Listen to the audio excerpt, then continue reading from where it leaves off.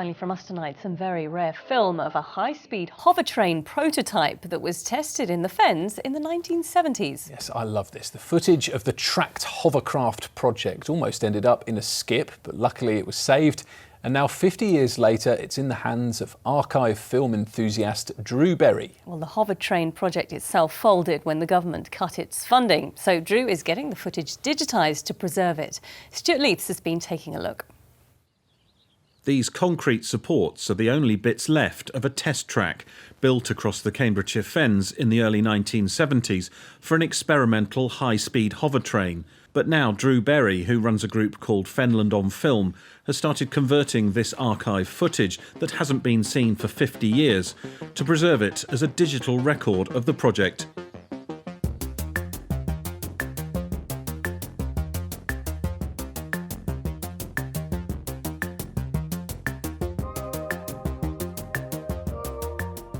When the project folded, the film material that we have was very nearly thrown away. It was very nearly thrown in a skip. And I'm very thankful that somebody had the presence of mind to save it and store it for all of these years. And now it's been passed to me, and I intend to preserve it as a historical document and to show people. The film shows the tracked hovercraft prototype being built in the early 70s and transported to the test site, and building work being carried out on the test track, which ran beside the River Delph, close to Sutton near Ely.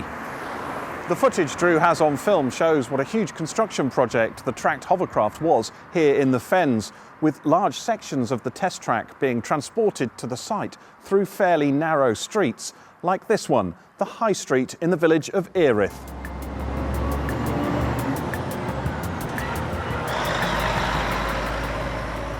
Sadly, the project was cancelled in 1973 when funding was withdrawn by the government.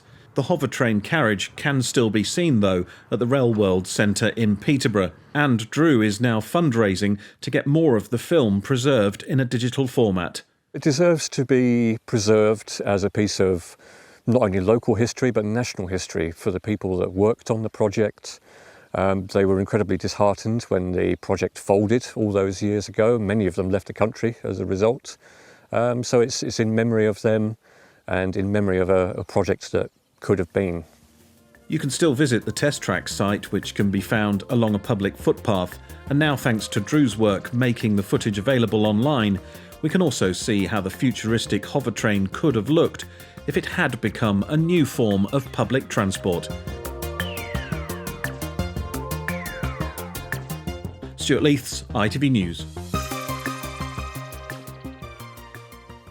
What a shame it never happened. I know. Maybe it's an idea for the future. Keep believing in the Hovertrain. Yes. Chris, it's been so much warmer today.